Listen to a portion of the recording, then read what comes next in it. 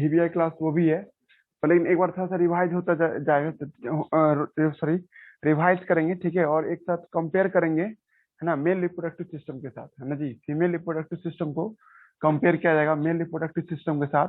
और जितना टॉपिक सब देखे है ना, वो सबको एक बार देखना है हम लोगों को। बस देखिए, आपको शुरू से हम बोल रहे हैं, एकदम शुरू से ही, ठीक है। मतलब हमने आपको बताया था कि पहले प्री फर्टिलाइजेशन होता है, तब फर्टिलाइजेशन, और तब क्या होगा, पोस्ट फर्टिलाइजेशन। और सेक्सुअल रिप्रोडक्शन को समझना हो, इसको 3 हिस्सों में बांट दिया, तब आराम से समझ में आ जाता है कि क्या हो रहा है सेक्सुअल रिप्रोडक्शन में। और हम लोगों ने ये भी बात किया था कि human are sexual reproducing organism, है ना, विथ वीवी पेयर्स, है ना जी। हम लोगों में सेक्सुअल रिप्रोडक्शन होता है और साथ साथ हम लोगों में बच्चे जन्म दिया जाता है जी, ठीक है। और हमने ये भी कहा था कि सबसे पहले प्री फर्टिलाइजेशन ऑफ मेल में हम लोगों ने, है ना, आपको देखा था प्री फर्टिलाइजेशन ऑफ मेल में आपको पहले रिप्रोडक्टिव ऑर्गन को समझे थे। और जब रिप्रोडक्टिव ऑर्गन समझ में आ गया था, तब हम लोगों ने इसमें गैमिट फॉर्मेशन की बात किया था जी, ठीक है। और मेल में रिप्रोडक्टिव सिस्टम और मेल में रिप्रोडक्टिव ऑर्गन, है ना, ये सब एक अलग तरह से पैटर्न को शो करता है जी, ठीक है। और जब इसको फीमेल रिप्रोडक्टिव सिस्टम के साथ कंपेयर करते हैं, तो कुछ सिमिलरिटी और कुछ डिससिमिलरिटी मिलता है जी, ठीक है।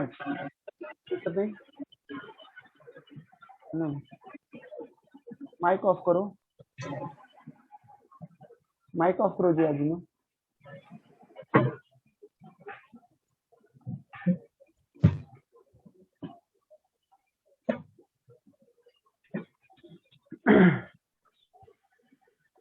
तो हम बता रहे थे कि आपको कि रिप्रोडक्टिव सिस्टम में जब बात करेंगे हम लोग, तो मेल रिप्रोडक्टिव सिस्टम और फीमेल रिप्रोडक्टिव सिस्टम में कहीं कहीं पे सिमिलरिटी आएगा, मतलब होमोलोगस ऑर्गन का सब सुनने को मिलेगा, और कहीं कहीं पे डिससिमिलरिटी भी आएगा, है ना। उस सबको एक बार कंपेयर कर लेते हैं।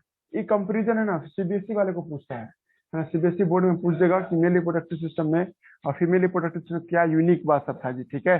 तो हम लोगों ने जब प्री फर्टिलाइजेशन बात की, टेस्टिस, स्क्रोटम सैक, है ना, 2 से 2.5 डिग्री लोअर टेम्परेचर, स्पर्मेटोजेनेसिस, है ना, उसके बाद, है ना, आपको सेक्शनल व्यू ऑफ टेस्टिस, उसमें हम लोगों ने ट्यूनिका अल्बुजिनिया, टेस्टिकुलर लोब्यूल, है ना, सेमिनिफेरस ट्यूब, उसके बाद रेटिटेस्टिस, भाषा इफरेंसिया, उसके बाद, है ना, हमने एपिडाडाइमिस, उसके बाद भाषा डिफरेंस, उसके बाद हमने कहा था एजाकुलेटरी डक्ट, यूरेथ्रा, ये सब की बात कर रहे थे जी, ठीक है। उसमें हमने ये भी दिखाया था कोई गैमिट बनाता है तो कोई आपको ट्रैक देता है, ट्रैक, डक्ट डक्ट था जी, ठीक है।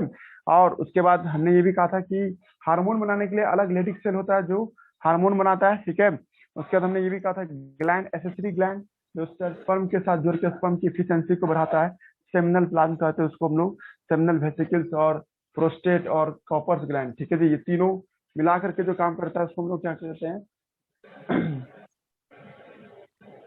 माइक ऑफ करो जी अजीमा, हेलो। तो हम बता रहे थे आप लोगों को क्या कि हम लोगों ने ये ध्यान दिया था कि ये सारा बात हम लोग जब कर रहे थे, ठीक है, तो हमने कहा था आपको एसेसरी डक्ट, एसेसरी ग्लैंड, है ना। उसके बाद हमने कहा था एक्सटर्नल जेनेटिला, है ना, मेल में एक्सटर्नल जेनेटिला क्या था, पेनिस था जी, ठीक है। और फीमेल रिप्रोडक्टिव सिस्टम की बात किए थे तो उसमें भी क्या था, आपको यूटेरस था, है ना, फीमेल एसेसरी डक्ट जैसे डेवलपमेंट ट्यूब, यूटेरस, है ना जी। उसके साथ साथ क्या था आपको, वेजाइना था जी। ये तीनों सबको मिला करके हम लोग क्या नाम देते हैं, female accessory duct, mammary gland, उसमें हार्मोन के लिए ओवरी होता है, एक जोड़ा ओवरी होता है, एब्डोमिनल कैविटी में ही ओवरी होता है, यहाँ टेम्परेचर का कोई खेल नहीं है। उसके बाद हमने ये भी कहा था कि जब हम लोग इसकी बात कर रहे थे जी, ठीक है, मतलब ओवरी में हम लोग जब बात कर रहे थे तो उसमें ओवरी एक आलमंड शेप होता है, ये हार्मोन बनाता है एस्ट्रोजन एंड प्रोजेस्टेरोन। उसके बाद हमने कहा था फीमेल में आपको जब वो माँ के गर्भ में रहती है तभी ही ऊजिनेसिस स्टार्ट हो जाता है। यही एक बड़ा डिफरेंस है कि ऊजिनेसिस स्टार्ट हो जाता है जब वो माँ के गर्भ में रहती है, जबकि लड़के में स्पर्मेटोजेनेसिस कब होता है, जब वो 14 ईयर की एज में आता है, ठीक है, तब मतलब प्यूबर्टी स्टेज में स्पर्मेटोजेनेसिस होता है। ये सब खेल हार्मोन का है जी, ठीक है। और हार्मोन जो देखते हैं सर, ठीक है, ये रिप्रोडक्टिव ऑर्गन को कंट्रोल करता है जी। फीमेल में हार्मोन है ना, माँ के गर्भ में जब वो रहती है तभी से इस पे काम करना शुरू कर देता है, जबकि मेल में है ना एक अप्रोक्स एज 14 प्लस आ जाता है तब जाकर के स्पर्मेटोजेनेसिस स्टार्ट होता है जी, ठीक है। उसके बाद हमने कहा था कि ओवरी ओवम बनाता है, ठीक है, और ओवरी जब ओवम बनाता है तब ये ओवम है ना फ्लैपियन ट्यूब के रास्ते एम्पुला में पहुंचता है, और एम्पुला में फर्टिलाइजेशन होता है।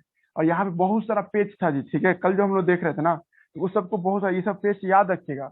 हम 10th वाले बच्चों को पहले क्या करते हैं, कुछ हिंट्स दे देते हैं तब आगे बढ़ते हैं। तो हम वही कल आपको हिंट्स दिए थे कि ओवरी में ओवम नहीं बनता है, सेकेंडरी oocyte बनता है जी, ठीक है। और वो सेकेंडरी oocyte एक खास प्रोसेस से फैलोपियन ट्यूब में पहुंचता है जिसका नाम है ओवुलेशन। और वहां पे जब स्पर्म का हेड जब सेकेंडरी oocyte के प्लाज्मा में से जब कांटेक्ट में आता है ना, तब ओवम बनता है। यही सबसे बड़ा बात है। इसमें 3-4 क्वेश्चन बना के दिखा देंगे आपको हम। ये बहुत बार पूछता है मेडिकल में। देखिएगा 33 ईयर्स में आपको पूछेगा कि सेकंड मियोसिस फीमेल में कब होता है, तो second meiosis at the time of fertilization होता है जी, ठीक है। कल हम इसमें कहे थे, यहाँ पे गाड़ी बहुत और फंसेगा जी, ठीक है। ये भूलना आप लोग के लिए बहुत बड़ा गलती हो सकता है। मेडिकल में क्वेश्चन इससे पूछता है कि फीमेल में सेकंड पोलर बॉडी कब बनता है, या फीमेल में आपको निकी आपको ओवम कब बनता है जी, ठीक है। जब हम ये सब बता रहे थे आपको कल, तो हम बताए थे कि फीमेल में सारी बातें है ना एक खास समय में चलता है, जिसका नाम क्या है, मेंस्ट्रुअल साइकिल, है ना। फीमेल रिप्रोडक्टिवली एज में आ चुकी है, इसका पता कैसे चलता है, मेंस्ट्रुअल साइकिल के दौरान चलता है जी, ठीक है। और मेंस्ट्रुअल साइकिल एक ऐसा प्रोसेस होता है जिसमें कुछ चेंज होता है सर। और वो चेंज क्या करता है सर आपको, ठीक है, फीमेल में ना आपको ओवम बनाने के लिए और यूटेरस को ठीक करने में मदद करता है जी, ठीक है। दो बातें के लिए है ना फीमेल में देखते हैं, एक तो उसका ओवम बनाने के लिए, दूसरा क्या सर आपको ना यूटेरस में आपको है ना कुछ चेंज लाने के लिए जी, ठीक है। इस सब पे गौर करेंगे आज हम लोग। पहले आज का क्लास क्या है, कहाँ से स्टार्ट हो रहा है, हमको ये लगता है कि ये पहले आप जानिए कि मेल रिप्रोडक्टिव सिस्टम और फीमेल रिप्रोडक्टिव सिस्टम में क्या डिफरेंट है जी, ठीक है। Male reproductive system, reproductive system CBSE वाले के लिए लिख रहे हैं हम, ठीक है। मेल रिप्रोडक्टिव सिस्टम होगा और दूसरा होगा फीमेल रिप्रोडक्टिव सिस्टम, है ना। इस बीच में क्या क्या डिफरेंस सुनने को मिलता है जी, फीमेल रिप्रोडक्टिव सिस्टम दोनों में डिफरेंस की बात कर रहे हैं जी हम लोग, ठीक है। हम लोग इसमें आपको क्या देख रहे थे, है ना, एक्स्ट्रा एब्डोमिनल कैविटी में आपको ये होता था आपको प्राइमरी सेक्स ऑर्गन।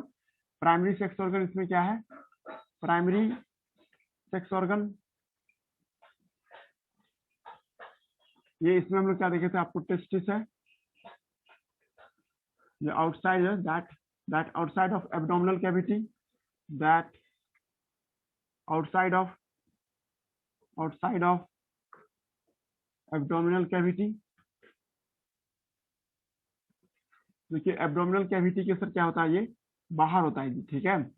जबकि इसमें क्या होता है, प्राइमरी सेक्स ऑर्गन ओवरी है, ओवरी क्या आपको इनसाइड एब्डोमिनल कैविटी होता है, इनसाइड एब्डोमिनल कैविटी, एब्डोमिनल, है ना, एब्डोमिनल कैविटी। दूसरा पॉइंट क्या है सर यहाँ पे, इसमें देखिए फीमेल में सॉरी मेल में क्या होता है ना, मेल एसेसरी ग्लैंड, याद आ रहा है, male accessory gland, male accessory gland जो देखते हैं, मेल एसेसरी ग्लैंड जो देखिएगा, इसमें 3 था, याद कीजिए, हम शॉर्टकट लिखते हैं उसका नाम, सेमिनल वेसिकल्स, प्रोस्टेट, और एक क्या था सर आपको ना, कॉपर्स ग्लैंड या बल्बो इरेक्शनल ग्लैंड, कॉपर्स ग्लैंड था, या इसी को हम लोग बल्बो इरेक्शनल ग्लैंड कहते हैं, ठीक है। जबकि फीमेल में क्या था, फीमेल में 2 होता था, फीमेल एसेसरी ग्लैंड जो देखते थे हम लोग, है ना, एसेसरी ग्लैंड, इसमें 2 होता है जी, ठीक है, याद कीजिएगा। इसमें बार्थोलिन ग्लैंड है और मिलिरिन ग्लैंड है जी। इसमें आपको क्या दिखाई देगा, बार्थोलिन ग्लैंड, है ना जी, और एक मिलिरिन ग्लैंड था, ठीक है। मिलिरिन ये चिपचिपाहट लाता है, और ये बार्थोलिन ग्लैंड, है ना जी, ये म्यूकस सॉरी लुब्रिकेंट लाता है, जस्ट लाइक, है ना, यहाँ इसके जैसा, मतलब कॉपर्स ग्लैंड के जैसा। हम वहां पे बोले थे ना होमोलोगस, ना मिलिरिन ग्लैंड ये म्यूकस लाता है, ऊपर वाला लुब्रिकेंट लाता है जी, ठीक है। नेक्स्ट उसके बाद क्या है सर, आपको इसमें जब देखते हैं सर, है ना, आपको है ना, इसमें आपको क्या दिखाई देगा सर, आपको एक्सटर्नल जेनेटिला की बात करें तो हम लोग एक्सटर्नल जेनेटिला, एक्सटर्नल जेनेटिला में हम लोग देखेंगे तो इसमें क्या आता है सर, इसमें आपको पेनिस आता है जी, ठीक है। ऐसे बहुत कुछ था जी, ठीक है। एक्सटर्नल जेनेटिला में जब हम लोग देखते हैं, इसमें एक्सटर्नल जेनेटिला बाहर से दिखने वाला ऑर्गन, और जिसको हम लोग एक नाम दिए थे कि आपको वेजाइनल ओरिफाई, वेजाइनल ओरिफाई, या इसी का एक नाम और था भल्वा के नाम से बुलाए थे, ठीक है, ओरिफाई, या इसी का एक नाम और क्या था, भल्वा। इसमें बहुत कुछ था जी, ठीक है। इसमें हमने कहा था आपको लेबियम मेजोरा और माइनोरा होता है, लेबियम मेजोरा, है ना, लेबियम माइनोरा, है ना, लेबियम माइनोरा, ठीक है।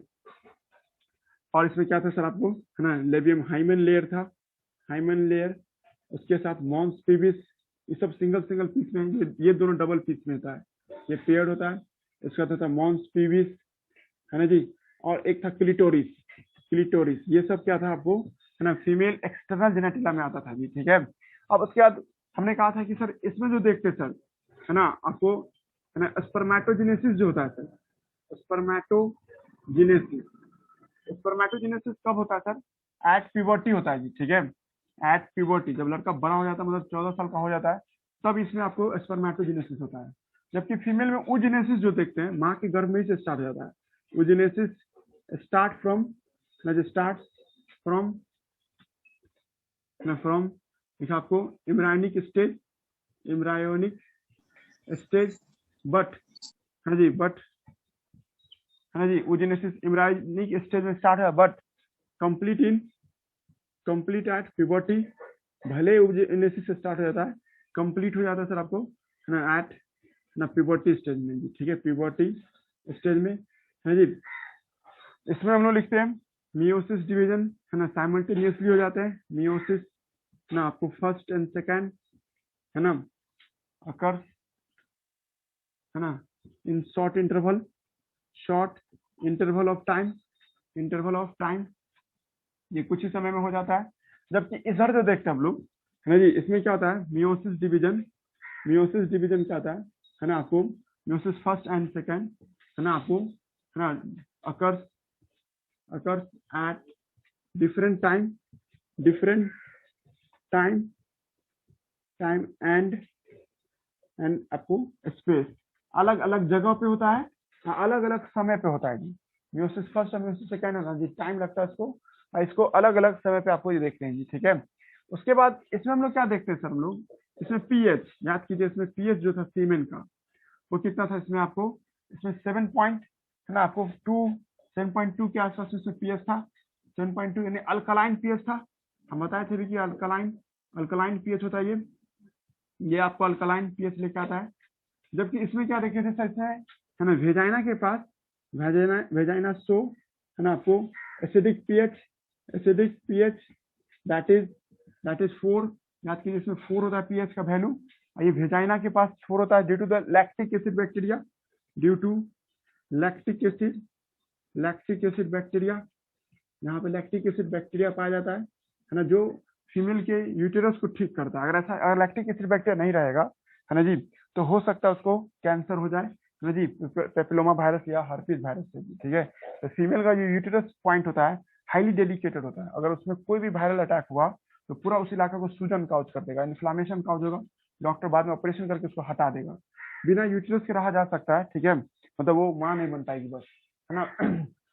तो वेजाइना आपको एसिडिक पीएच होता है due to the lactic acid bacteria, है ना, ये लैक्टिक एसिड बैक्टीरिया इसको बचाता है आपको एक्सटर्नल इन्फेक्शन से। और इधर की जब देखते हैं सर, इसमें ना जी, इसमें, है ना, आपको पाथ ऑफ स्पर्म जो होता है ना जी, पाथ, है ना, इन पार्ट्स ऑफ स्पर्म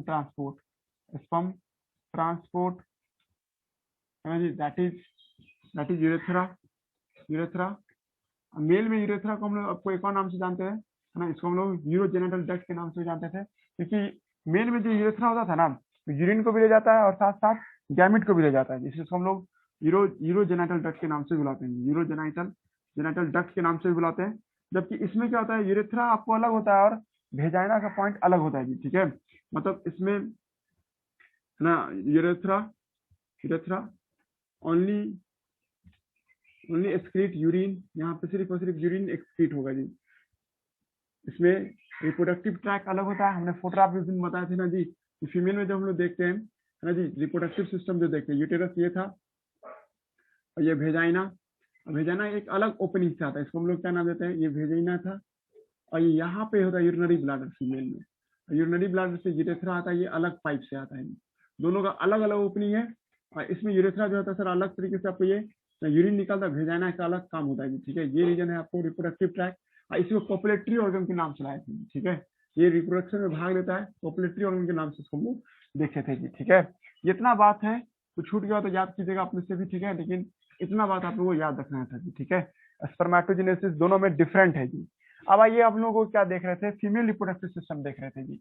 और फीमेल रिप्रोडक्टिव सिस्टम में एक तो से रिवीजन नहीं हो रहा आप लोग का, मैंने मेस्टोसाइकिल समझना हम लोग के लिए, ठीक है। लेकिन आप लोग में से बहुत बच्चे आते जाते रहते हैं, उसके लिए थोड़ा सा ये सब समझा दिए जी, ठीक है।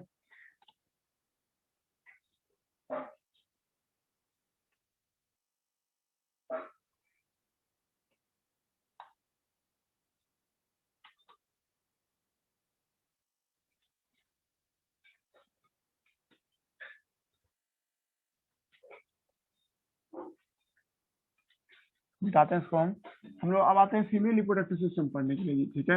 हमने आपको बताया भी था, रियल पिक्चर अलग तरीके से होता है। एनसीईआरटी में जो पिक्चर दिखाया है वो डायग्रामेटिक व्यू है जी, ठीक है। वो आपको समझने में आसानी हो इसलिए एनसीईआरटी ने डायग्राम बना करके आपको समझाया है। बट रियली में आपको देखा जाए तो सर यूटेरस का अलग लोकेशन होता है, अलग तरीके से दिखता है। और उसका सर आपको काम क्या होता है, बच्चे को आपको नीचे होल्ड करके रखना रहता है जी, ठीक है। इसको एक बार देखिए आप लोग, फीमेल रिप्रोडक्टिव सिस्टम में मेन मुद्दा क्या सर, फीमेल रिप्रोडक्टिव सिस्टम में ओजिनेसिस का अलग पैटर्न देखे थे, ओवरी का काम करने का तरीका भी अलग देखे थे जी। इसको समझाने के बाद मेस्ट्रोसाइकिल स्टार्ट करेंगे जी। बहुत भी ये 5 नंबर ही है बिहार बोर्ड वाले के लिए, है ना। वो 5 नंबर पूछेगा आपको मेस्ट्रोसाइकिल। हालांकि हम जो नोट्स दिए ना असाइनमेंट, उसे पूरा बात सब किए हैं जी, ठीक है। दुनिया भर का बात हुआ है, कंपटीशन में मदद करेगा। हम इस पे डीपीपी भी दे देंगे आपको मेस्ट्रोसाइकिल टॉपिक पे, है ना। या तो फिंगर टिप्स में जाइएगा, 20 को क्वेश्चन वैसे अलग से पूछे हुआ है मेस्ट्रोसाइकिल पे भी, ठीक है। तो याद रखना आपको मेस्ट्रोसाइकिल से क्वेश्चन आता है, लेकिन बिहार बोर्ड में जब पूछेगा तो हम आपको जो नोट्स देंगे ना बिहार बोर्ड के लायक, जो एग्जाम के बहुत नजदीक जब रहिएगा, है ना, तब देंगे हम आपको। तो वो उसमें आपको कम तरीके से और बढ़िया तरीके से समझाया हुआ है जी, ठीक है। वो भी काम करेगा, ठीक है। तो याद कीजिए, फीमेल में हम लोग जो बात कर रहे थे, फीमेल में जो रिप्रोडक्टिव सिस्टम देखते हैं सर, उन लोगों में सर क्या होता है, एब्डोमिनल कैविटी में ही सर क्या होता है ना, आपको रिप्रोडक्टिव सिस्टम होता है जी, ठीक है। हमने आपको समय समझाया था कि ये स्टोमक है, ये है ना। और स्टोमक के बाद क्या देखते हैं, इसी के जस्ट नीचे में यहाँ पेनक्रियाज है, यहाँ पे सर यूटेरस होता था, है ना। इस जगह पे क्या देखते थे हम लोग, यूटेरस देखते थे जी, ठीक है। और यूटेरस जब हम लोग देखते थे, अंतिम छोर इसका क्या कहलाता था, सिर्विक्स कहलाता था। ये रीजन क्या था आपको, सिर्विक्स। और यूटेरस के इस रीजन से फिलिपिन ट्यूब निकलता था सर ये। और ये फिलिपिन ट्यूब इस तरह से रहता था सर, इसी के आसपास में ओवरी रहा करता था जी, ठीक है। ये जो फिलिपिन ट्यूब देख रहे हैं हम लोग, है ना, ये फिलिपिन ट्यूब कुछ इस तरह से आता था, यहाँ पे आपको ओवरी रहता था। यूटेरस के 10 दोनों साइड में आपको इधर भी ओवरी और इधर भी आपको क्या दिखाई देता है सर, आपको ओवरी दिखाई देता है जी, ठीक है। ये रीजन भी हम लोग क्या देखते हैं, ओवरी आपको इधर से भी रहता था जी, और यहाँ पे ओवरी रहता था, और एक ओवरी यहाँ पे जी। हम आपको पहले भी बताए थे कि सर यूटेरस अलग तरीके से चिपका हुआ है, पेल्विक वॉल से चिपका हुआ है, कमर के मांस से जाके चिपकता है जी। डॉक्टर इसको जब ऑपरेशन करेगा तो पीछे से काट करके इसको हटाएगा जी, ठीक है। और Philippine tube it is also आपको एक डक्ट है, पाइप है जी, ये पाइप है आपको। रियल पिक्चर तो इस तरह से है सर, ठीक है। बहुत ही नीचे मतलब ये रीजन में आपको जब दिखाई देता है, स्टोमक का जो निचला हिस्सा होता है, लेफ्ट साइड में यूटेरस होता है, स्टोमक के पीछे होता है, मतलब पीछे की तरफ से डॉक्टर यूटेरस को चीरा लगाता था पहले, तो इधर साइड की साइड से चीरा लगाता था, ठीक है। और ये आपको क्या हो गया सर, आपको ये हो गया सर, आपको यहाँ पे ना ये ओवरी हो गया जी, ठीक है। और ओवरी भी ना सर अलग से चिपका हुआ है, ये यूटेरस से भी चिपका हुआ है, और आपको कमर के मांस से भी चिपका हुआ है जी। कमर से मांस से भी चिपका, उसका नाम मीजोवेरियम रखे थे। और जिस आपको पाइप से, जिस रॉड से यूटेरस से चिपका हुआ है, उसका नाम क्या सर, आपको है ना लिगामेंट के नाम से बुलाते हैं जी। कल हम आपको बताए थे दिन भी, जब आप यूटेरस का पिक्चर बनाए थे, है ना जी, ऐसे करके भी हम लोग आपको यूटेरस का पिक्चर बनाए हुए थे। ये पिक्चर जो था,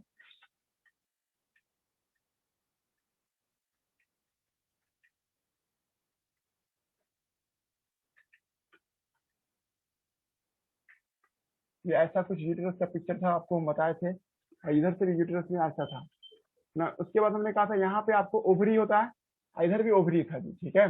और यहाँ पे आप जब यूटेरस को देखते हैं, डबल लाइनिंग है यूटेरस में, आपको जब काट कूट के देखेंगे तो सर अंदर से खुदरा हिस्सा हिस्सा दिखाई देता है जी। अंदर से अब यूटेरस को देखिएगा, जैसा सा आपको आपको खुदरा सा रीजन होगा। और इसको जब हम लोग देखते हैं सर, ऐसे कुछ करके आपको यहाँ पे होता है जी, ठीक है। इधर से भी हम लोग देखे थे यूटेरस को अंदर से काट कूट करके, तो सर ये इंडोमेट्रियम का लाइनिंग दिखाई दिया था जी, ठीक है। ये ऐसे कुछ लाइनिंग था। तो हमने बताया था कि आपको ओवरी से आपको है ना सर, ये है ना, पीछे आपको मीजोवेरियम से चिपका रहता है, और एक लिगामेंट से भी आपको चिपका रहता है जी। हम ऐसे दिखाए थे, आप ये मत समझना कि ये फिलिपिन ट्यूब से चिपका हुआ है, ये यूटेरस की दीवार से चिपका हुआ है, और एक क्या सर, मीजोवेरियम से चिपका हुआ है जी, ठीक है। और ओवरी का काम क्या होता है सर, डुअल काम था जी, ठीक है। याद कीजिए आप लोग, ओवरी से ओवम भी बनता है, और साथ साथ क्या बनता है सर आपको, उसके साथ साथ हार्मोन भी सिक्रेट करता है जी।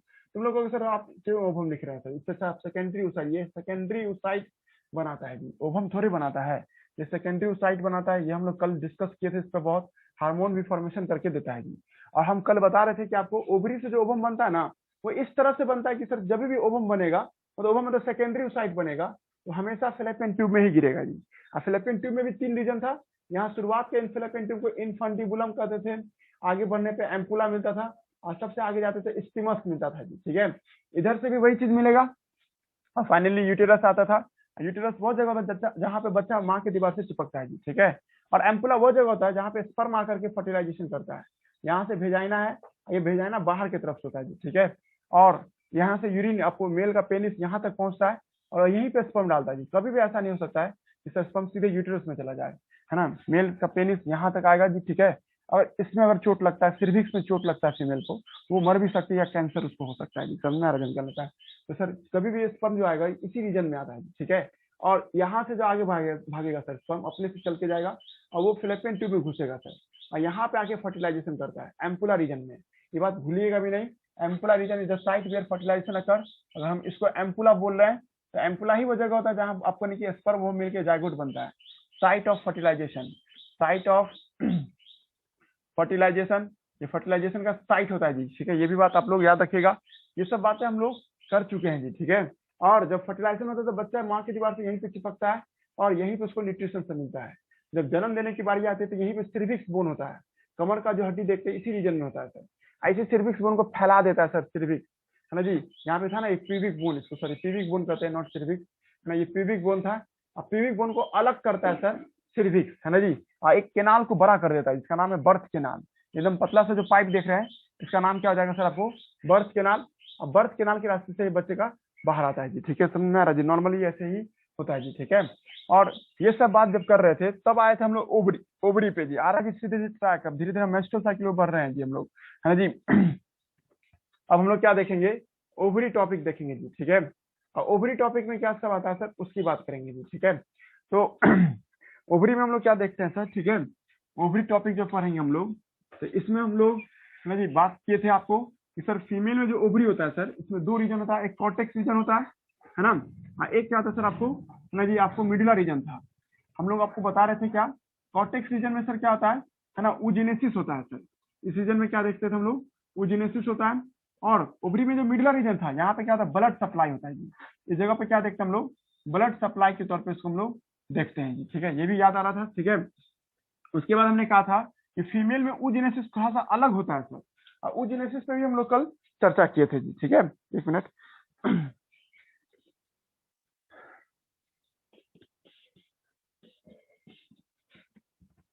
फीमेल में जो ऊजिनेसिस देखते हैं थोड़ा अलग होता है मेल के स्पर्मेटोजेनेसिस की तुलना में जी। ठीक है, फीमेल में पर मंथ एक ही ओवम बनता है जी।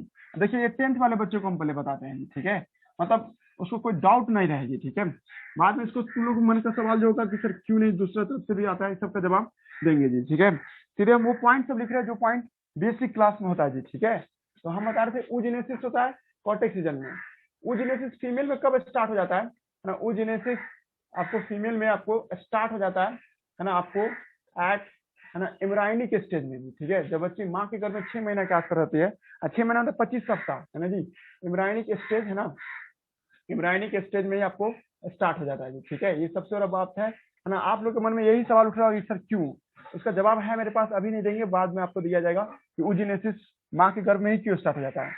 एग्जैक्ट कितना, at up to the 25th week, यानी कि एट 24 से 25th वीक, मतलब 6 महीना होता है इसका मतलब, है ना। करके देख लो, 6 24 आता है ना जी। तो ये 6 मंथ के आसपास से है ना स्टार्ट हो जाता है जी। ठीक है, ऑफ फीटर, ये याद हो गया। और हमने ये भी कहा था कि सर उसमें ना पूरा नहीं बनता सर। ठीक है ना, आपको ऑन इमेच्योर या है ना सम स्टेप्स एक्चुअली में some steps of meiosis occurs in, है ना, एट एम्ब्रायनिक स्टेज, है ना। एक्चुअली सम स्टेप ऑफ है ना जी, एक्चुअली सम स्टेप ऑफ है ना मियोसिस, सम स्टेप्स ऑफ है ना आपको ऊजिनेसिस अकर्स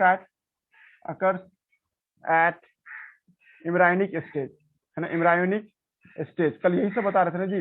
जब लड़की माँ के गर्भ में रहती है तो पूरा का पूरा ऊजिनेसिस नहीं हो जाता है, कुछ स्टेप हो जाता है ऊजिनेसिस का जी। 100% ऊजिनेसिस नहीं कर सकते हैं, कुछ परसेंट ऑफ ऊजिनेसिस हो जाता है ना जी। एंड फर्दर डेवलपमेंट है ना, एंड फर्दर डेवलपमेंट कब होता है सर आपको, एंड फर्दर डेवलपमेंट अकर्स या complete at puberty stage, puberty stage में हो जाता है। और इसी में हम लोग बात किए थे कल आपको कि सर है ना एट इम्ब्रायोनिक स्टेज है ना, एट इम्ब्रायोनिक स्टेज, याद कीजिए आप लोग, at embryonic stage millions of है ना प्राइमरी oocytes, शॉर्टकट में पीओ लिख रहे हैं हम, प्राइमरी oocytes है ना जी, फॉर्म कर जाता है। ठीक है ना, जब लड़की माँ के गर्भ में रहती है तो सारा का सारा प्राइमरी, सब हम फोटोग्राफ बनाएंगे तो उसमें तुम लोगों को समझ में आ जाएगा कि प्राइमरी oocytes क्या था। प्राइमरी से लाखों लाख बन जाता है। ठीक है जी, नो फर्दर oocytes, ये बात ध्यान रखिएगा, नो फर्दर oocytes ना, oocytes फॉर्म है ना जी, oocytes फॉर्म है ना आफ्टर बर्थ एक भी नया oocyte नहीं बनता है जी। ठीक है, और जब वो लड़की प्यूबर्टी स्टेज में आती है, मतलब सेक्सुअली मैच्योर हो जाती है जी। ठीक है, when female get sexually mature, जब कोई फीमेल सेक्सुअली मैच्योर कर जाती है सर, ठीक है, देन टाइम है कि टाइम खत्म हो गया जी। हेलो, 2 मिनट है सर। 2 मिनट है, हाँ 1 मिनट बताओ। व्हेन अभी थोड़ा एक लाइन लिख देते हैं, when female get sexually mature then then आपको some steps of oogenesis occurs, genesis occurs है ना, ये बात हम बताए थे आपको। और सर है ना, आपको नहीं कि ओवरी जो है ना सर, ओवरी है ना at puberty stage control by है ना मेंस्ट्रुअल साइकिल है ना, ये किसके कंट्रोल में आता है, मेंस्ट्रुअल साइकिल के कंट्रोल में आता है जी। ठीक है, ये बात याद कीजिए, जब कोई फीमेल है ना मैच्योर कर जाती है प्यूबर्टी स्टेज में, तो उसका ओवरी किसके कंट्रोल में आता है, मेंस्ट्रुअल साइकिल के कंट्रोल में आता है। ठीक है जी, ड्यूरिंग आपको ईच मेंस्ट्रुअल साइकिल है ना मेंस्ट्रुअल साइकिल है ना, वन ऑफ द ओवम या सेकेंडरी oocyte है ना गेट आपको मैच्योर है ना, लिखा आपको इन है ना आपको ओवरी इन 1 by 1 मेथड। इस लाइन का हिंदी मतलब जानिए, कल इसी लाइन को हम कल बता रहे थे, और इसका इससे भी हम लोगों का है, ये समझ में आ जाए ना, ये तुम्हारे मन में जरूर सवाल उठना चाहिए कि सर एक ही ओवरी क्यों काम करता है, दोनों ओवरी एक साथ क्यों नहीं काम करता है, दोनों ओवम एक साथ क्यों नहीं बनाता है जी। ठीक है, जवाब है मेरे पास, पर अभी रुकना होगा इसके लिए भी, मेंस्ट्रुअल साइकिल समझाएंगे ना तब उससे तुमको ये भी बात समझा दिया जाएगा जी। ठीक है, ड्यूरिंग ईच मेंस्ट्रुअल साइकिल, एक मेंस्ट्रुअल साइकिल के दौरान one of the secondary oocyte get mature, उसमें से एक सेकेंडरी oocyte मैच्योर करता है और बाहर क्यों आता है, या one of the primary oocyte mature, एक प्राइमरी oocyte मैच्योर करता है and release out from the ovary, and आपको लिखा आपको इन ओवरी इन आपको लिखा 1 by 1 मेथड है ना जी, एक के बाद एक होता है जी। ठीक है, अगर मार्च के महीना में मान लीजिए ये ओवरी काम कर रहा था है जी, तो अप्रैल के महीना में आपको ये ओवरी काम करेगा जी, है ना जी, अप्रैल के महीना में ये ओवरी काम करेगा, और फिर जब मई का महीना आएगा तो सर ये ओवरी काम करेगा है ना जी, उसके बाद जून का महीना आपको यह होता है। कोई लड़का ये कहेगा सर किसी फीमेल में हम ओवरी को कट करके रिमूव कर दिए, तो उसके बाद 2 महीना बाद आपको आएगा, जैसे आपको मार्च के महीना में ये काम करेगा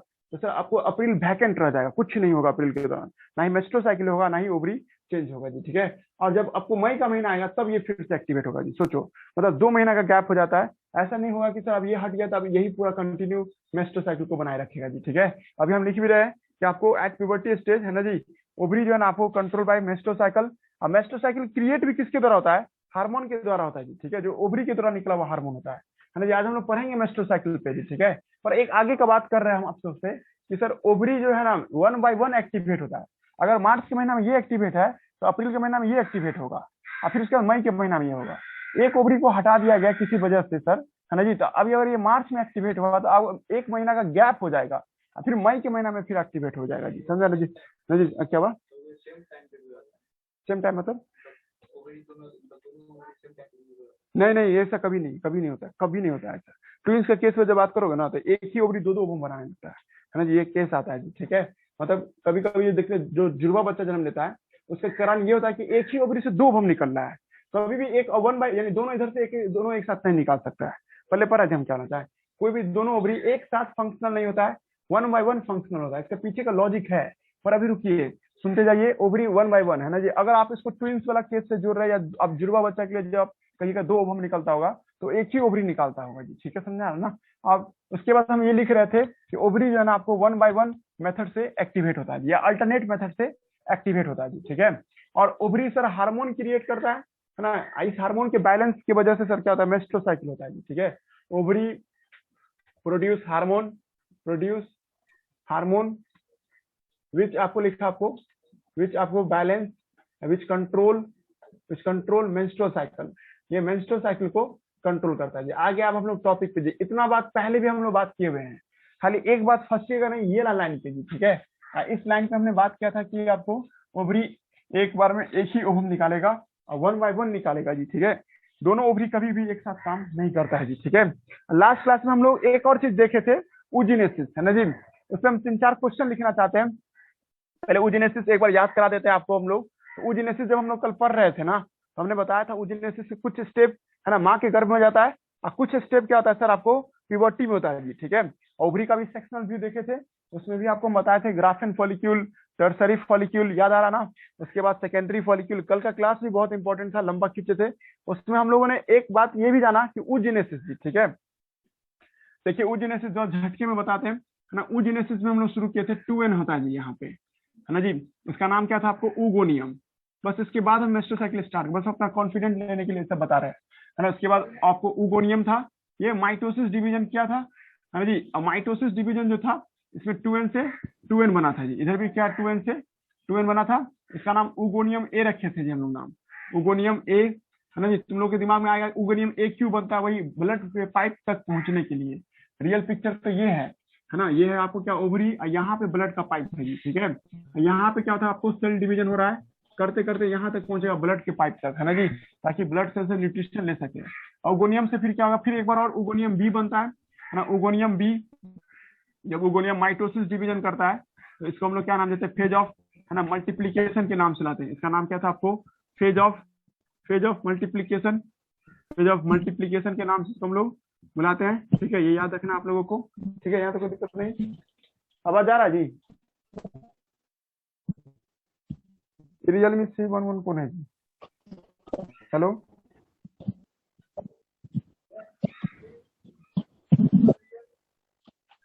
हाँ हाँ बता रहे हैं, रिमूव हो गया। को ब्लड पाइप का सप्लाई होता है जी। ठीक है, वहां पे सर्टोली सेल था, यहाँ पे ब्लड सेल न्यूट्रिशन देता है जी। ठीक है, या ब्लड पाइप न्यूट्रिशन देता है जी। किसी एक को खाना मिलने से उसका साइज इंक्रीज करता है, और उसको हम लोग क्या नाम देते हैं, प्राइमरी ऊसाइट्स के नाम से बुलाते थे जी। ठीक है, इसका नाम क्या था, प्राइमरी ऊसाइट। हम बोले थे क्या, जब लड़की माँ के गर्भ में रहती है तभी फेज ऑफ ग्रोथ हो जाता है जी। फेज ऑफ ग्रोथ जो देखते हैं ये माँ के गर्भ में ही हो जाता है। अब आता है फेज ऑफ मैच्योरेशन, इसके बाद का जो स्टेप होगा उसका नाम होता है सर फेज ऑफ मैच्योरेशन। ये फेज ऑफ मैच्योरेशन है जी, ये आपको थोड़ा सा आपको कॉम्प्लिकेटेड है, और इसमें भी सर थोड़ा सा हिस्सा फेज ऑफ मैच्योरेशन का थोड़ा सा हिस्सा इम्ब्रायनिक पीरियड में हो जाता है। इम्ब्रायनिक पीरियड में ही सर आपको फेज ऑफ मैच्योरेशन हो जाता है जी। मतलब ये थोड़ा सा आगे बढ़ जाता है सर, आपको 2n ही है सर, लेकिन सर इसमें आपको क्या कर चुका है, ये do some step of meiosis division, do some step of meiosis division. ये मियोसिस डिवीजन का कुछ स्टेप पूरा कर लेता है सर। ठीक है जी, अब मियोसिस डिवीजन का सर कुछ स्टेप जो पूरा करता है सर। ठीक है, तो कहाँ तक है ना जी, तो कहाँ तक, तो प्रोफेज 1 तक है ना जी, प्रोफेज 1 तक पूरा कर लेता है जी। अब प्रोफेज 1 में भी कहाँ तक सर आपको, तो प्रोफेज 1 में जो देखते हैं सर आपको है ना जी, आपको माइटोसिस मतलब सर डिप्लोटीन स्टेज तक, याद आ रहा है जी, डिप्लोटीन स्टेज तक ये इसको पूरा कर लेता है जी। ठीक है, नेक्स्ट उसके बाद हमने कहा था आपको कि जब ये लड़की सेक्सुअली मैच्योर हो जाती है तब ये जाके मियोसिस है ना आपको फर्स्ट पूरा करती है। ठीक है, जब ये मियोसिस फर्स्ट पूरा होता है सर, ठीक है, तो ये मियोसिस फर्स्ट के दौरान अनइक्वल डिवीजन होता है सर। एक बड़ा सा सेल बनता है, एक छोटा सा सेल बनता है। जो बड़ा सा सेल बनता है उसका नाम क्या है सर आपको, इसका नाम होता है सर आपको सेकेंडरी ऊसाइट। इसका नाम क्या था आपको, सेकेंडरी ऊसाइट्स के नाम से इसको हम लोग बुलाते हैं जी। ठीक है, और जो छोटा सा सेल होता है सर उसका नाम क्या था, फर्स्ट पोलर बॉडी है ना जी। ये फर्स्ट पोलर बॉडी था, ये भी कब बनता है सर आपको है ना। ये आपको होता है सर आपको जब ये लड़की सेक्सुअली मैच्योर करती है, मतलब प्यूबर्टी स्टेज में, प्यूबर्टी स्टेज में जी। कल हम बताए थे फोटोग्राफ में कि सर यहाँ पे था आपको टर्सरी फॉलिक्यूल, और टर्सरी फॉलिक्यूल में क्या बनता है सर आपको सेकेंडरी oocyte बनता है, और ये सेकेंडरी सर ग्राफिन फॉलिक्यूल में बनता है, वो ग्राफिन फॉलिक्यूल से बाहर निकलता है जी। मतलब फ्लैपियन ट्यूब में कौन आता है सर, फ्लैपियन ट्यूब में आपको सेकेंडरी oocyte आता है, ये भूलिएगा भी नहीं। इस एनसीईआरटी भी नहीं भूला है, एनसीईआरटी आगे जाके भी चर्चा किया है, और आपको बस लिख दिया उस टीचर के लिए जो मिथ बना के रखता है कि ओवम निकलता है, एक्चुअली में ओवम नहीं निकलता है, सेकेंडरी oocyte निकलता है जी। ठीक है, यही सबसे बड़ा मिस्टेक हो जाएगा, और आप ये बोल के आ जाए कि ओवम बन गया, ओवम रिलीज हो रहा है जी। ठीक है, ये अभी आधा अधूरा गैमिट है, ये मियोसिस 2 जब तक नहीं होगा तब तक गैमिट नहीं माना जाता है जी। ठीक है, लेकिन सर यहाँ पे देखिए सर, इसमें बड़ा छोटा बनता है, और बड़ा छोटा इसलिए बनता है सर ताकि एक्सेस न्यूट्रिशन स्टोर कर सके फॉर फ्यूचर डेवलपमेंट के लिए। जब जायगोट बनेगा, जायगोट खाने की डिमांड करेगा सर, तो सर उसके लिए खाने की व्यवस्था ये रखता है सर सेकेंडरी oocyte। इस पोलर बॉडी का सारा आपको न्यूट्रिशन मतलब माइटोकॉन्ड्रिया छीन लिया गया है ना जी, पूरा इसको छीन छान करके इसमें घुसा लिया गया है, इसलिए सर इसका लाइफ स्पैन नहीं होता है, कुछ ही समय बाद मर जाता है ये, जबकि ये आगे जाता है।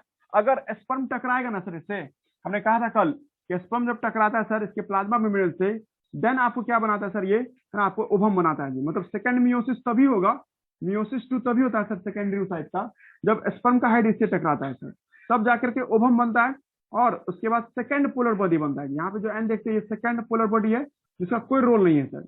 ये आपको क्या होगा सर, आपको ये है ना आगे जाकर के हट जाएगा जी। ठीक है, ये भी आपको डिजनरेट कर जाता है, और ये आगे जाके गैमिट हुआ, असली गैमिट ये हुआ, और ये हम कल ही बोले थे आपको, ये बात भूलना भी नहीं है आपको, अभी हम 3-4 क्वेश्चन इसी लाइन पे देने वाले हैं। ठीक है, ये सेकंड मियोसिस तब होता है सर, है ना, at the time of fertilization, at the time of at the time of fertilization, time of fertilization के दौरान क्या देखते हैं हम लोग, सेकंड मियोसिस देखने को मिलता है। ठीक है, मियोसिस सेकंड तब होता है जब आपको फर्टिलाइजेशन का वक्त आता है, यही कॉम्प्लिकेशन है, रटना आपको है जी। ठीक है, इसमें क्या दिक्कत है सब देखेंगे बाद में, लेकिन अभी आपको ये याद रखना है second meiosis at the time of fertilization. चलिए कुछ क्वेश्चन पूछते हैं, उसके बाद हम लोग आगे बढ़ेंगे मेंस्ट्रुअल साइकिल पढ़ने के लिए जी। ठीक है, देखिए 2-4 क्वेश्चन लिखते हैं।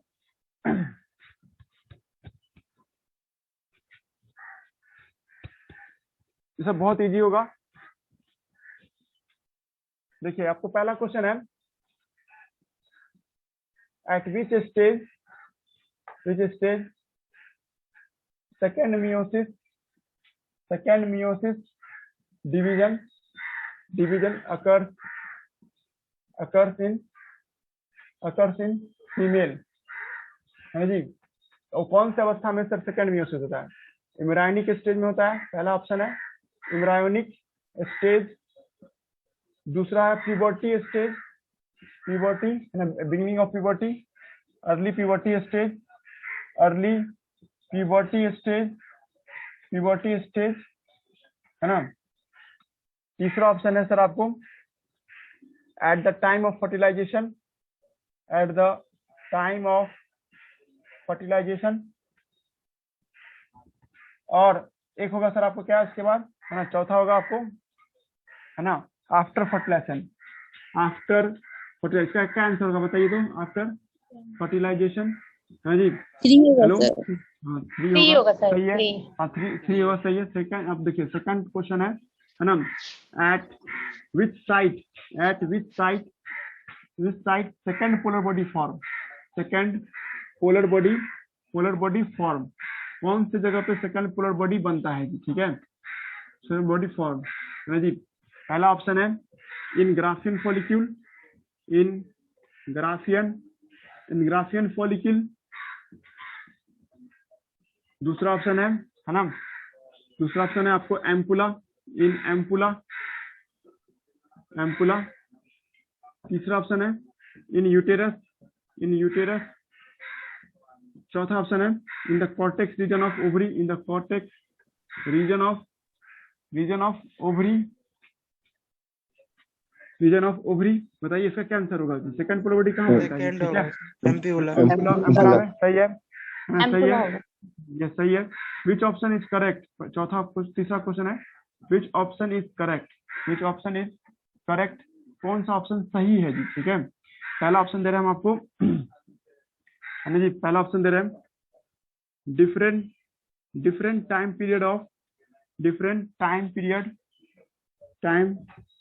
पीरियड फॉर है ना secondary oocyte and ovum formation, ovum formation, दोनों का अलग अलग समय होता है बनने का, है ना जी। दूसरा ये हो गया कि सर आपको इन ओवरी हाँ जी, आपको इन ओवरी, है ना,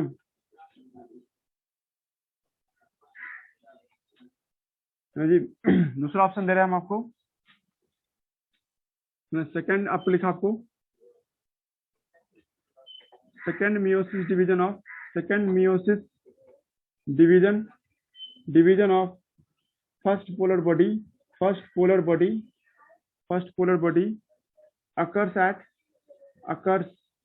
occurs in ovary, while second meiosis division of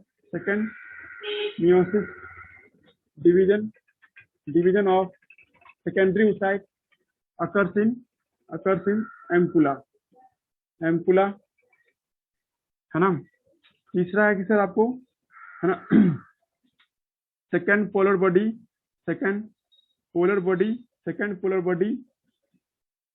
never divide but first polar body may not be divided. First polar body may or may not be divide. ठीक है।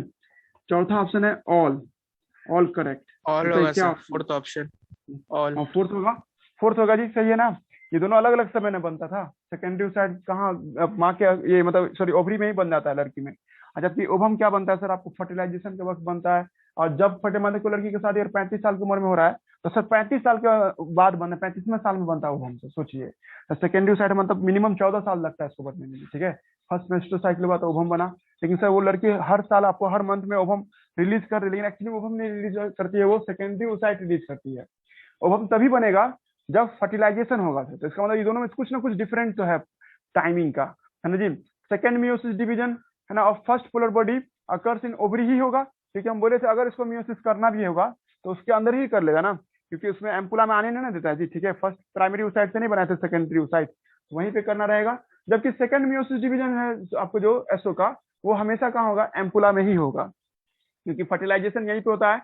और तीसरा option भी एकदम मैच कर रहा है इसके साथ ही, second polar body never divide. सही बात है, सेकंड पोलर बॉडी आगे जाके थोड़े डिवाइड करता है, लेकिन फर्स्ट पोलर बॉडी डिवाइड कर भी सकता है और नहीं भी कर सकता है। इफ यूर एनसीईआरटी बुक अगर फॉलो करते तो इसका मतलब चौथा ऑप्शन क्या होगा, सही होगा जी। ठीक है, लग रहा है दिमाग क्या बोलना चाहे, ऐसा क्वेश्चन सब बन जाएगा ना, सब में पेन चलना चाहिए।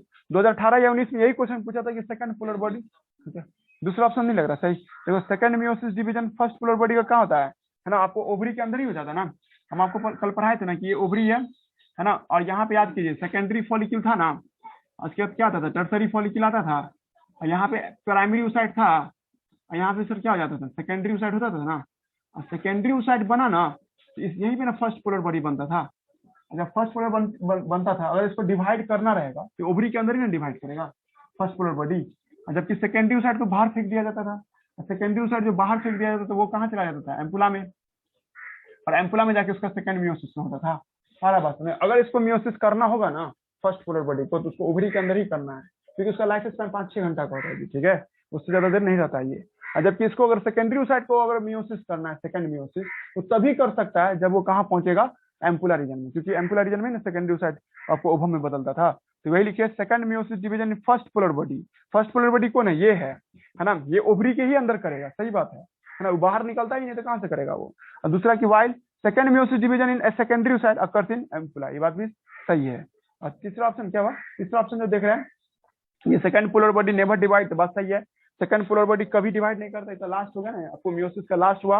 अब जबकि फर्स्ट पोलर बॉडी जो देखते हैं मे नॉट बी डिवाइड, वो डिवाइड कर भी सकता है और डिवाइड नहीं भी कर सकता है। दिमाग लग रहा है जी क्या सब समझाना चाह रहे हैं हम, तो ये बातें थी जी। ठीक है, हम मेस्टोसाइकिल कल से स्टार्ट करेंगे जी। ठीक है, लेकिन अब देखिए थोड़ा सा फीस का भी बात कर लेते हैं।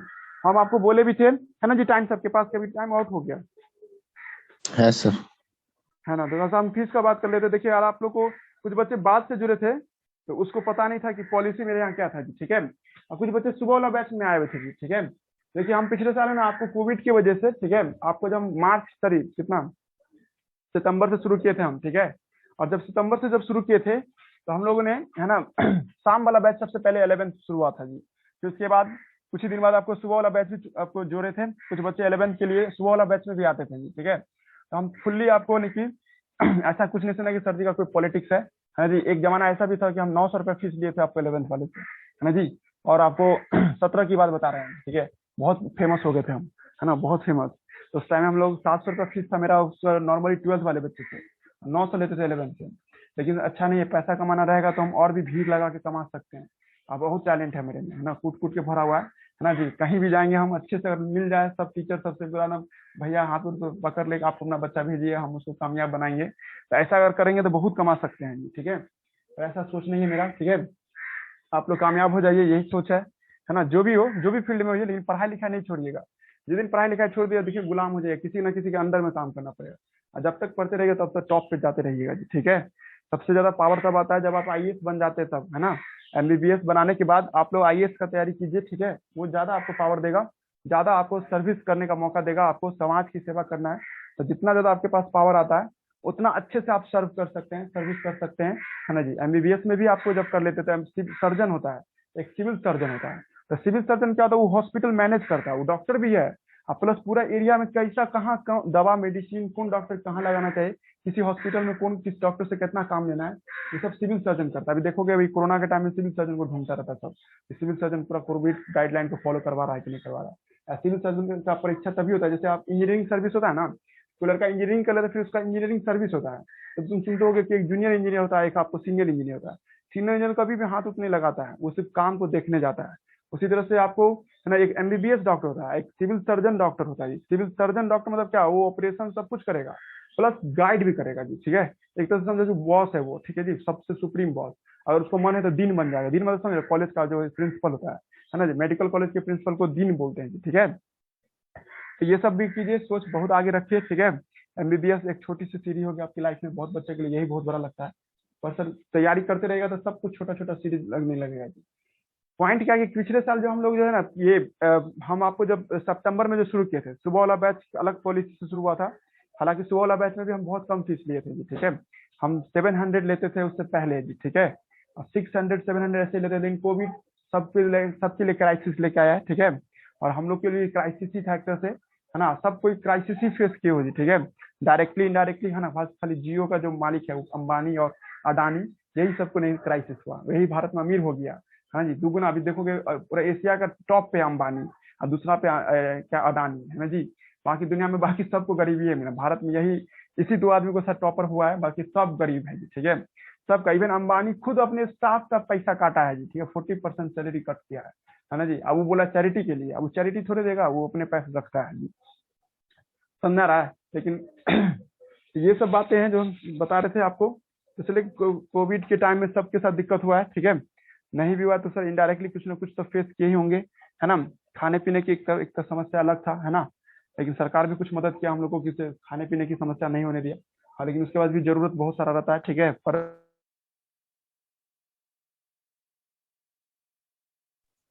दौर फिर से आवाज गुजरा है, नहीं ठीक है। आवाज नहीं जा रहा है, हेलो। होगी, आ गया यस आवाज सर, आ आ रहा रहा है, है बस।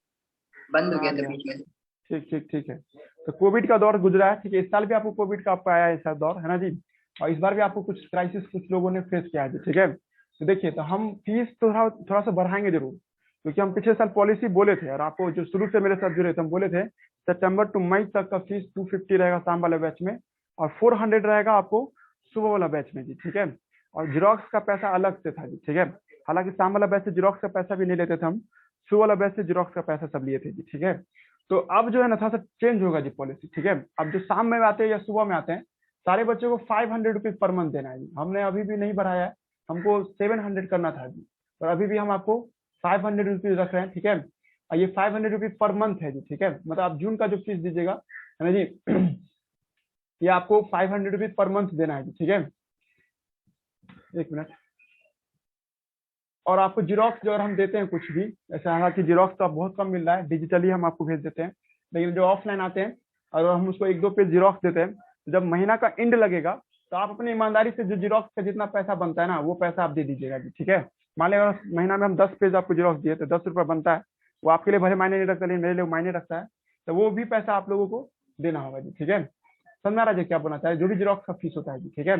अगर आपको अभी भी कोई घर में अभी भी आप क्राइसिस फेस कर रहे हैं, आप लोग भी कहे ऐसा नहीं हमको भी बहुत खर्चा भी है, पापा को बोल नहीं पाते हैं, ठीक है, तो आप वही पुराना फीस भी दे सकते हैं, है ना जी। लेकिन आप फिट हैं और आप देने लायक है, पापा से बात कीजिएगा, है ना जी, और वो देने लायक हैं, आप दे सकते हैं, तो आप यही फीस दीजिएगा। और जो क्राइसिस अभी भी महसूस कर रहे हैं तो पुराना जितना फीस आप देते हैं वही देते रहिएगा, ठीक है।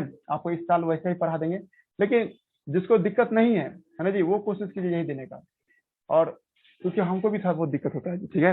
और हम ज्यादा फीस नहीं किए, है ना, जो 400 दे रहे थे सुबह वाले बैच वाले, है ना, तो उसको 500 देना है। इवन हम आपके बहुत सारे डायमेंशन खोले हुए हैं, आप लोग आते नहीं तो हम नहीं कुछ कर सकते हैं।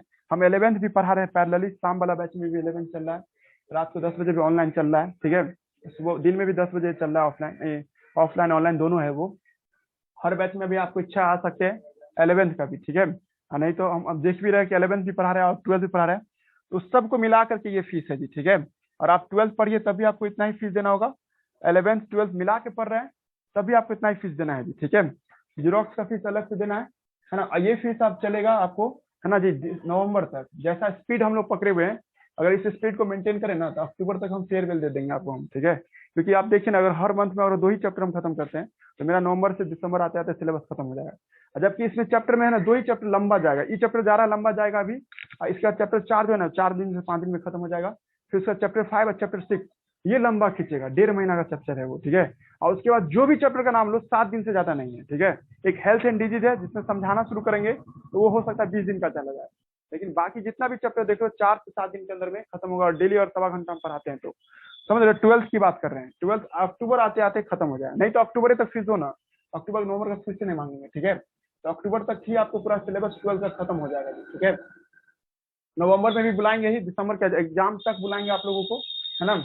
और फीस आप जब तक दीजिए, ठीक है। मतलब हमको सिलेबस खत्म करने का बात कर रहे हैं, सिलेबस खत्म करके छोड़ने की बात कर रहे हैं, तो अक्टूबर नवंबर तक आपको सिलेबस खत्म हो जाएगा 12th का, है ना जी। और जब एग्जाम नजदीक रहेगा बिहार बोर्ड का, तो उस टाइम में ना हम आपको वो भी देंगे, मतलब एक 70 पेज का फर्रा होता है ना, 70 में एक ऐसे से गिन करके, है ना, पन्ना नहीं होता, पेज होता है, मतलब इधर से इधर, है ना जी। अब बहुत हटा हटा के लिखे ना, पूरा गेस है, अगर उसको पढ़ लिया ना तो औकात नहीं है बिहार बोर्ड का उससे बाहर पूछने का, ठीक है। बिहार बोर्ड पास करना है तो वो इसके लिए, सीबीएसई बोर्ड पास करना है एनसीईआरटी पढ़िए, एग्जाम्पलर से बनाइए, है ना, एग्जाम आंसर लिखने का प्रैक्टिस कीजिए। आपके एक्सरसाइज में जो क्वेश्चन सब दिया हुआ है उसका क्वेश्चन आंसर कीजिए। एक आजिमा नाम की लड़की है, वो सीबीएसई बोर्ड से वो की है क्वेश्चन आंसर, हम देखेंगे उसका क्वेश्चन कैसे किया। सीबीएसई बोर्ड वाले बच्चे सब, है ना, कुछ भी फिंगर टिप्स जैसा कुछ क्वेश्चन बैंक सब आता है, सीबीएसई बोर्ड के लिए कर सकते हैं। हालांकि बायोलॉजी बहुत इजी है, इंग्लिश आता है तो आप आराम से लिख सकते हैं, हिंदी इंग्लिश मिक्स करके भी आप लिख सकते हैं जी, ठीक है। तो फीस ज्यादा नहीं बढ़ाएं, जिसको अभी भी दिक्कत है तो आप पुराने पॉइंट पे ही रह के आप फीस दे सकते हैं, जिसको दिक्कत नहीं वो इस पे आके अब दीजिएगा, ठीक है। जून का फीस ये है, जून से लेके कंटिन्यू आप ये फीस लेगा। सिलेबस खत्म करने की बात कर रहे हो तो हम आपको जरूर अक्टूबर तक विदा कर देंगे, अगर सुबह वाला बैच जैसे चल रहा है वैसे चले तो, ठीक है। चलिए रहने दीजिए यहीं तक। इसमें 11 12 भी इंक्लूडेड है, जो लड़का 11 12 पढ़ रहे हैं उसको भी इतना ही फीस देना है, कोई ज्यादा पैसा नहीं देना है, मतलब अलग से कोई फीस नहीं देना है, ठीक है। रहने दीजिए यहीं तक था आज।